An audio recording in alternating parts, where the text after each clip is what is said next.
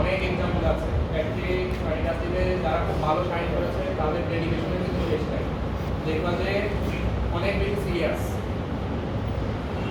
যা হয়েছে pass is pass, এবার সামনে কি করবা ভেরি ইম্পর্টেন্ট। এই ফ্যাক্টরি থেকে তোমার ধরো এই ব্রেড অ্যান্ড বাটারের পিছনে ছোটা শুরু হলো, পড়াশোনার জীবন কিন্তু শেষ হয়ে আসতেছে।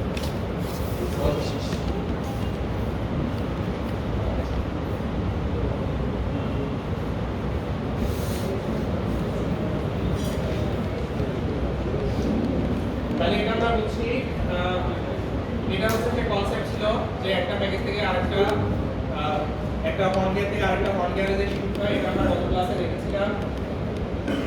এবং এই প্যাকেজের কিছুক্ষণ আগে আমরা পড়েছি যে একটা স্পার্ক গিয়ার থেকে এই স্পার্ক গিয়ারে মোশন ট্রান্সফার হচ্ছে, এবং স্পার্ক গিয়ারের উপরে যেহেতু স্পার্ক গিয়ারের উপরে হচ্ছে হর্ন গিয়ার লাগানো, দ্যাট মিন্স স্পার্ক গিয়ার যেদিকে মুভ করবে হর্ন গিয়ারও সেই দিকে ঘুরতে থাকবে, ফিক্স করা, ঢালাই করে লাগানো।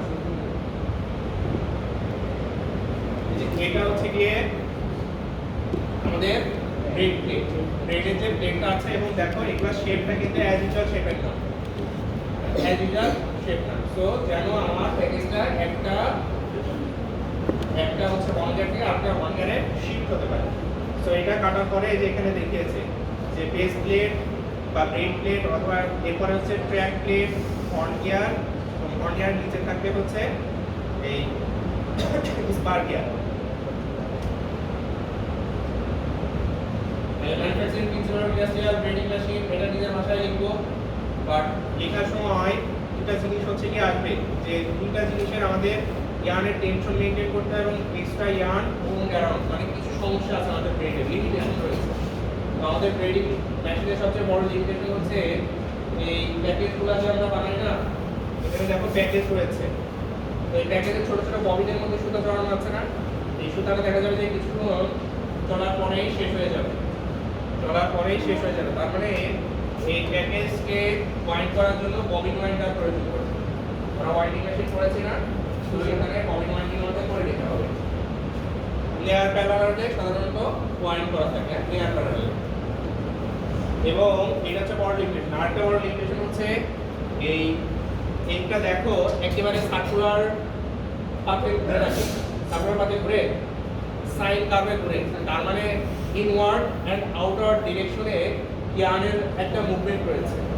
তার মানে ইনওয়ার্ড এবং আউটওয়ার্ড ডিরেকশনে যখন ইয়ার্নের মুভমেন্ট আছে, তখন সবচেয়ে বড় মেজর যেটা সমস্যা হচ্ছে সেটা এক হচ্ছে friction, yarn to yarn friction, আর সেকেন্ড হচ্ছে কি টেনশন, মানে ইয়ার্ন স্ল্যাপ হয়ে যাওয়ার সম্ভাবনা থাকে। পারফেক্টলি টেনশনে করতে যাওয়াটা একটা চ্যালেঞ্জিং ইস্যু। বলো রোটেট করতে চাই, ইয়ার্নের টুইস্টে কোনো প্রবলেম হয়, ইয়ার্নের টুইস্টে সমস্যা হতে পারে, যেহেতু রোটেট করতে থাকে, তাহলে এই কিছু এই সমস্যাগুলো আসে। এবং দেখা যায় টুইস্টে যেটা বললাম ওটা হতে গেলে ফ্রিকশন এবং টুইস্টে যদি ঝামেলা হয়ে কি হয়, ছিঁড়েও যায় সুতা। অনেক যদি চিকন সুতা দিয়ে করতে যায়, দেখা যাবে যে একটার সাথে আরেকটা বেঁধে ছিঁড়ে গেছে, তার মানে এটা স্মুথ করাটা প্রয়োজন। তার মানে এই লিমিটেশনগুলো যদি আমরা ওভারকাম করতে পারি, আরও ভালো ব্রেড কিন্তু বানাতে পারি। কিন্তু স্টিল এই লিমিটেশন কিছুটা ওভারকাম হয়েছে মডার্ন মেশিনে, বাট তারপরে যে প্যাকেজের যে ক্যাপাসিটি, এটা কিন্তু আমরা বাড়াতে পারি না। তোমরা যদি এমন কোনো কিছু ডেভেলপ করতে পারো ব্রেডিং মেশিন, যার মধ্যে একটা বড় প্যাকেজ দিয়ে চালানো যাবে, 2 কেজির একটা মনে করো চিজ প্যাকেজ নটায় তোমার চলতে থাকলো, রিমার্কেবল চেঞ্জ হবে, যেটা আজ পর্যন্ত এখনো হয়নি।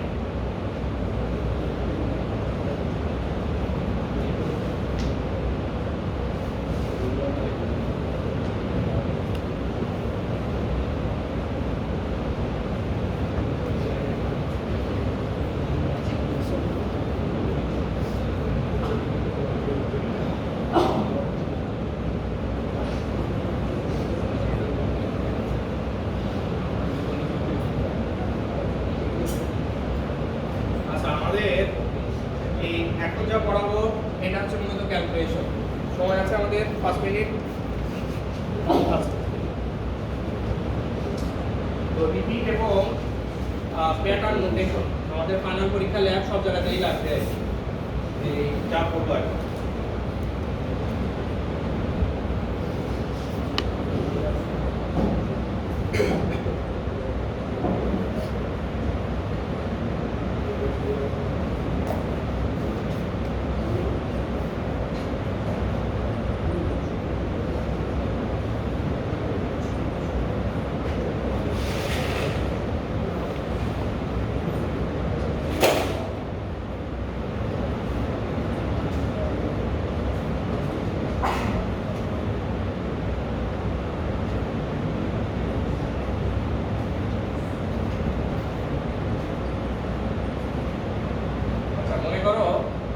আরেকটা হর্ন গিয়ার রয়েছে, এর মধ্যে হচ্ছে স্লট রয়েছে মনে করো দুইটা, হ্যাঁ, তো দুইটা ধরো স্লট রয়েছে।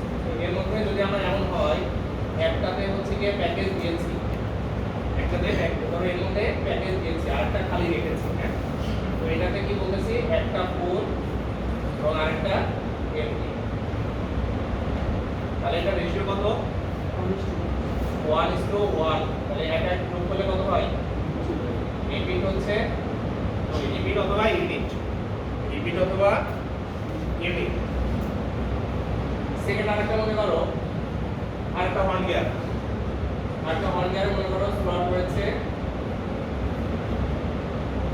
4টা, স্লট রয়েছে কত? 4টা। তাহলে মনে করো একটা ফুল একটা এমটি, একটা ফুল একটা এমটি, দ্যাট মিন্স এর মধ্যে প্যাকেজ আছে, এটার উপরে বাদ দিয়েছি। তাহলে এখানে ইয়ে কত, রেশিও কত? 2:2। তাহলে 2:2 যদি হয় তাহলে আমাদের রিপিট কত এখানে? রিপিট 4।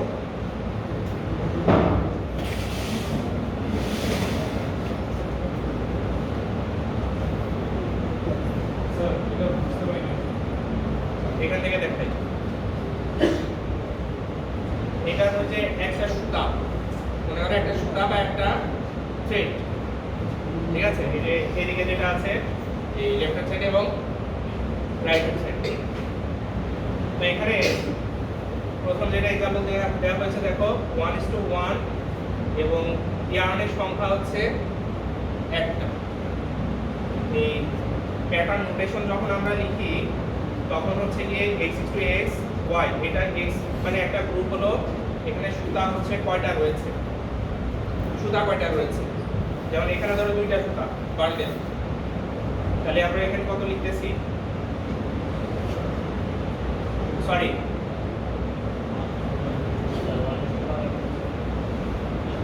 এই যে এটা হচ্ছে 1:1 2, দ্যাট মিন্স 1:1 মানে হলো আমরা যে কিছুদিন আগে যেটা শিখেছিলাম না যে 1 আপ 1 ডাউন বা 2 আপ 2 ডাউন, সো এখানে আমরা ওইভাবে রিপ্রেজেন্ট করি না, এখানে রিপ্রেজেন্ট করি এই 1:1 হিসেবে, দ্যাট মিন্স 1 আপ 1 ডাউন।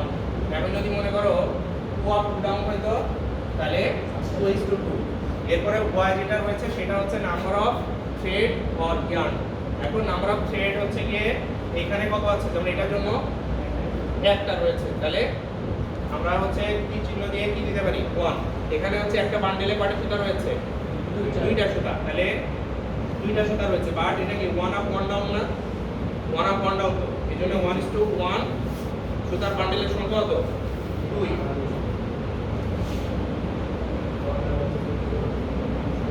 এখানে একটু লক্ষ্য করো এই যে অ্যারেঞ্জমেন্ট যেটা আমরা বলতেছিলাম যে একটা ফুল একটা এমটি, রিপিট হচ্ছে কত? রিপিট হচ্ছে 2। তারপরে একটা ফুল দুইটা এমটি, রিপিট 3। একটা ফুল পাঁচটা এমটি, রিপিট 6। দুইটা ফুল চারটা এমটি, তিনটা ফুল তিনটা এমটি, 6। এই যে রিপিট আমরা যেটা বের করব, কিছুক্ষণ আগে আমরা বের করলাম যে একটা ফুল একটা এমটি হচ্ছে রিপিট 2, আবার হচ্ছে এই একটা ফুল একটা এমটি, একটা ফুল একটা এমটি, এইভাবে যেটা পেয়েছি ওটা রিপিট কত? 4। তো এই যে রিপিট সংখ্যা আমরা যে বের করব এটা ডিপেন্ড করবে হচ্ছে হর্ন গিয়ারের স্লট অনুসারে, এখন মনে করো হর্ন গিয়ারের স্লট রয়েছে, কথা বললাম হলো 6টা। এখন 6টাকে কত ভাগে আমরা ভাঙতে পারি? এখন 6টা স্লটের মধ্যে একটা প্যাকেজ দিতে পারি, 1:5 করতে পারি, আর কি করতে পারি? 2:4, তারপরে 3:3। আর কি করার সুযোগ আছে?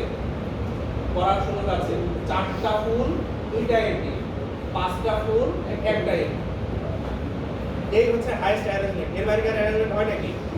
তাহলে কতটা হাইয়েস্ট অ্যারেঞ্জমেন্ট করতে পারি এটা ডিপেন্ড করে আমি কিন্তু আমার ব্রেড তৈরি করব। তার মানে এই অনুযায়ী আমার যেটা হবে, আমার যে ব্রেডিং অ্যাঙ্গেল কি পরিমাণ ডায়া রয়েছে, তারপরে কি পরিমাণ স্লট রয়েছে, এই অনুযায়ী আমার ডিজাইনটা চেঞ্জ হবে ব্রেড ফ্যামিলির মধ্যে, বুঝা গেছে? তো আমরা হচ্ছে এই ফ্লোটিং লেন্থ হচ্ছে এটা যে 1 আপ 1 ডাউন হবে, 2 আপ 2 ডাউন হবে, না 3 আপ 3 ডাউন হবে, এটাকে হচ্ছে মিন করে। ফ্লোটিং লেন্থ কে, যেটা হচ্ছে গিয়ে আমার কতটা আপ হবে। তো দেখো এখন যদি এমন যদি হয় যে এই 6 হচ্ছে নাম্বার হচ্ছে স্লট সংখ্যা, উপরে যেটা আছে স্লট সংখ্যা, হর্ন গিয়ার স্লট সংখ্যাকে যদি আমরা রিপিট দিয়ে ভাগ দেই তাহলে তখন কি পাই? Floating length. তো ধরো যেটা আমরা গল্প করলাম যে ধরো আমার একটা হর্ন গিয়ারের স্লট আছে, ধরো কয়টা? 6টা আছে, এবং আমরা রিপিট পাইছি ধরো একটা ফুল 5টা এমটি করেছি, অথবা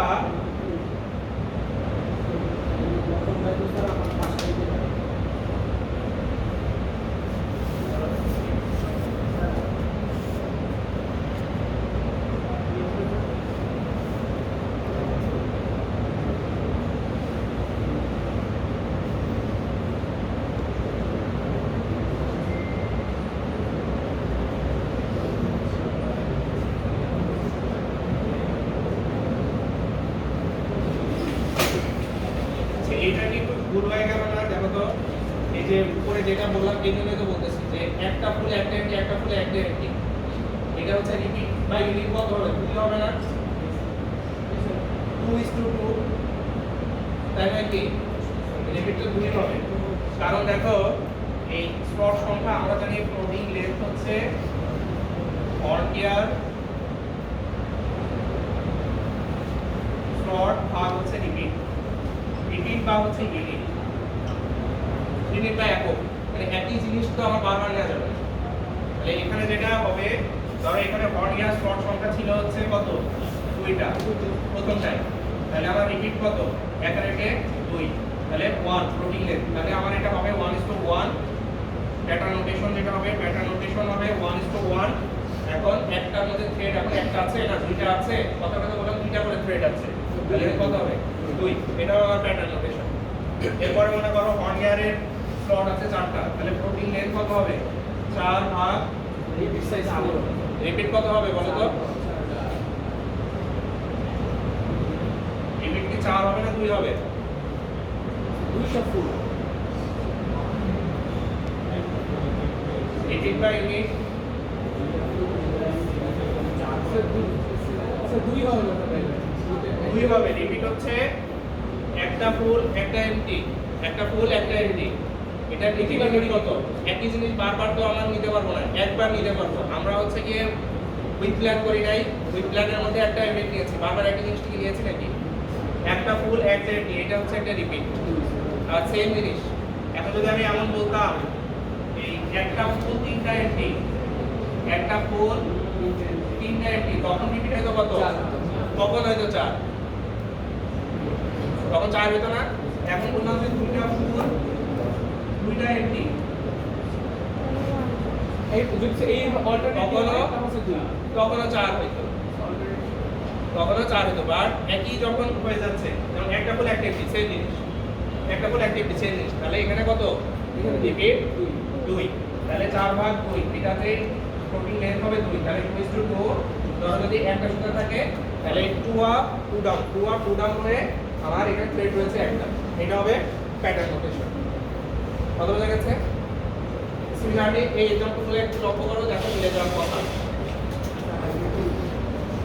এখানে যেমন দেখো হর্ন গিয়ার নিয়েছে 6টা, দেখো এখানে দেখো হর্ন গিয়ার স্লট সংখ্যা কত? 6টা, একটা ফুল একটা এমটি, তাহলে 6টার মধ্যে একটা ফুল একটা এমটি, একটা ফুল একটা এমটি করে রাখছে, তাহলে কি ইউনিট কত? 2, একারেতে 2 না?